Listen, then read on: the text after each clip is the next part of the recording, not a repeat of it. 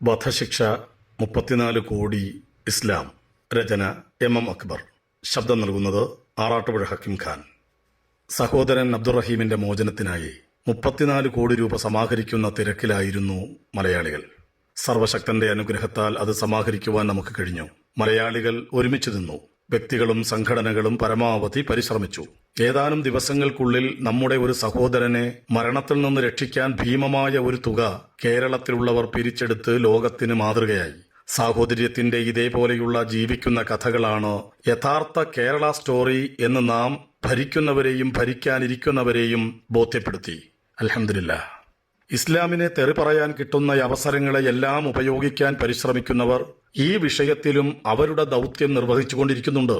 ഇസ്ലാമിനെയും ശരീഅത്തിനെയും കുറിച്ച തെറ്റിദ്ധാരണകൾ സൃഷ്ടിക്കാൻ ഈ അവസരം ഉപയോഗിക്കാനാണ് ശ്രമം. ഇവിഷയകമായ ചില വസ്തുതകൾ കുറിക്കുകയാണ്.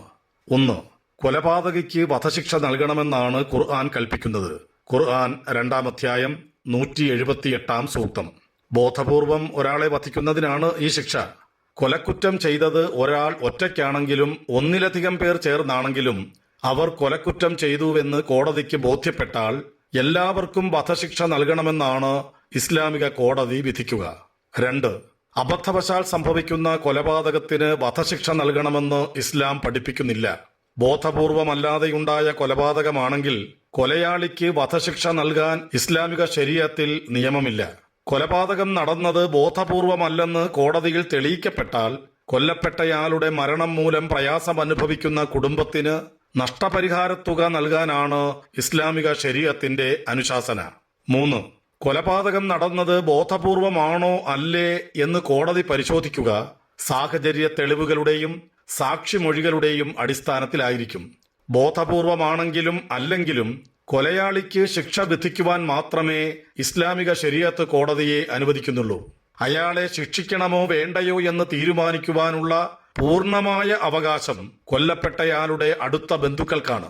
അവർക്ക് വേണമെങ്കിൽ കൊലയാളിക്ക് മാപ്പ് നൽകി വെറുതെ വിടാം.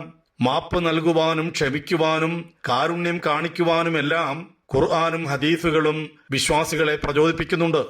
4. ബോധപൂർവമല്ലെന്ന് കോടതിക്ക് ബോധ്യപ്പെട്ട കൊലപാതകത്തിന്റെ കാര്യത്തിൽ വധിക്കപ്പെട്ടയാളുടെ ഉത്തരവാദപ്പെട്ടവർ മാപ്പ് നൽകാൻ സന്നദ്ധമല്ലെങ്കിൽ കോടതി വിധിക്കുക നഷ്ടപരിഹാരത്തുക അഥവാ ദിയ നൽകുവാനാണ്. അത് നൽകിക്കഴിഞ്ഞാൽ അയാൾ കുറ്റമുക്തനാക്കപ്പെടും. പിന്നെ അയാൾക്കെതിരിൽ ശിക്ഷാവിധികളൊന്നും ഉണ്ടാവുകയില്ല. 5. ബോധപൂർവമാണെന്ന് കോടതി കണ്ടെത്തുന്ന കൊലപാതകത്തിന്റെ കാര്യത്തിൽ വധിക്കപ്പെട്ടയാളുടെ കുടുംബത്തിന് കുറ്റവാളിക്ക് മാപ്പ് നൽകാം.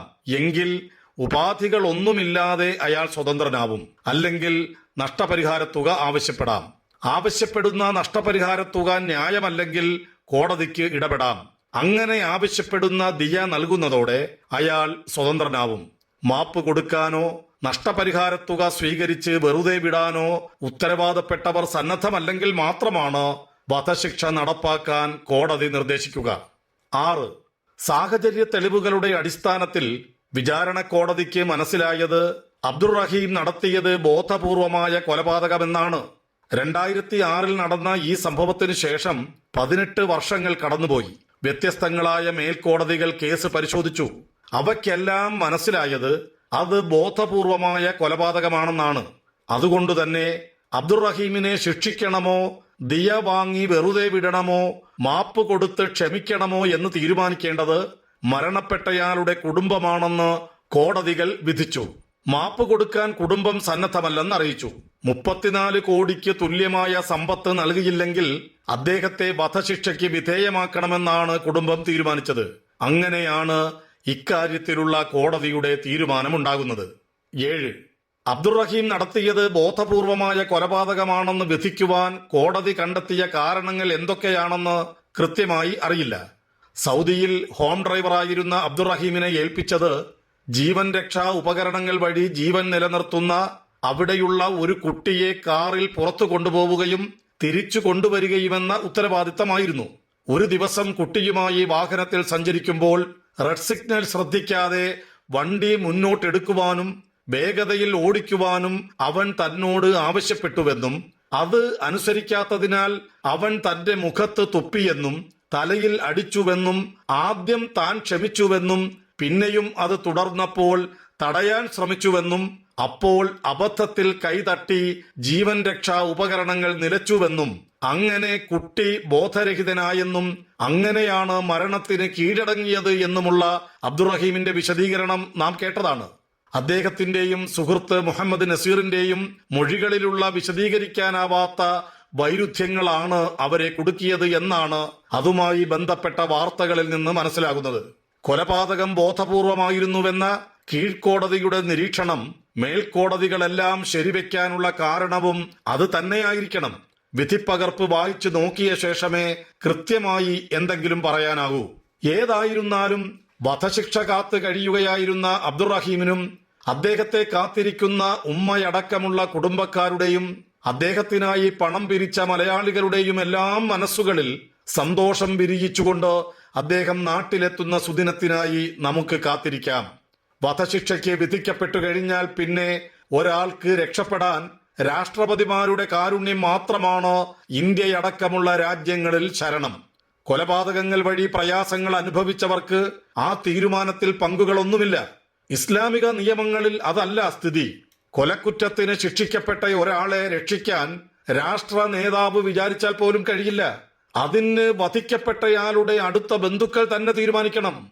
അയാളെ വെറുതെ വിടണോ, ദിയ വാങ്ങി സ്വതന്ത്രനാക്കണോ, വധിക്കണോ എന്ന് തീരുമാനിക്കുന്നത് മരണം മൂലം ദുരിതവും ദുഃഖവുമുണ്ടായ അടുത്ത ബന്ധുക്കളാണ്. അവർ മാത്രമാണ്. കൊലയാളിക്ക് വധശിക്ഷ നൽകണമെന്ന് നിഷ്കർഷിക്കുന്നതോടൊപ്പം അത് നടപ്പാക്കണോ വേണ്ടയോ എന്ന് തീരുമാനിക്കുവാനുള്ള ആത്യന്തികമായ അധികാരം കൊല്ലപ്പെട്ടയാളുടെ വിയോഗം മൂലം ദുഃഖവും നഷ്ടവും അനുഭവിക്കുന്ന കുടുംബത്തിന് നൽകുന്നുവെന്നതാണ് വധശിക്ഷയുടെ കാര്യത്തിലുള്ള ഇസ്ലാമിക നിയമത്തിന്റെ മാനവികത. ഇസ്ലാമിക നിയമങ്ങളുടെ ഈ കാരുണ്യമില്ലായിരുന്നുവെങ്കിൽ അബ്ദുറഹീമിന് ഒരിക്കലും നാട്ടിലെത്താൻ കഴിയുമായിരുന്നില്ല.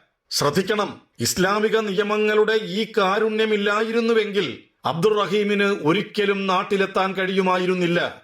മനുഷ്യനെയും ഉയരാനും താഴാനുമുള്ള അവന്റെ സാധ്യതകളെയും കൃത്യമായി അറിയാവുന്ന പടച്ചവന്റെ കാരുണ്യത്തിന്റെ വെളിച്ചമാണ് ഇസ്ലാമിക നിയമങ്ങളിലെല്ലാം നമുക്ക് കാണാൻ കഴിയുന്നത്. പരമകാരുണികനാണ് സർവസ്തുതികളും.